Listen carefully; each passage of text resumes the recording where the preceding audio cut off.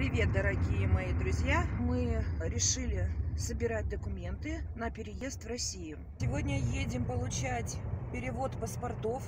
Какие необходимы документы?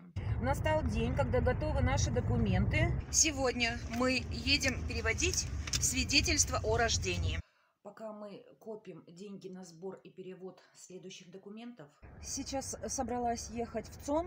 Сегодня я заполняла заявление. Настало время, когда мы собрали все документы. Приехали на автовокзал купить билеты, чтобы 27 числа нам отправиться в генконсульство. Россия стремительно возвращается в голодные 90-е годы. Забытое слово «дефицит» вновь вошло в лексикон.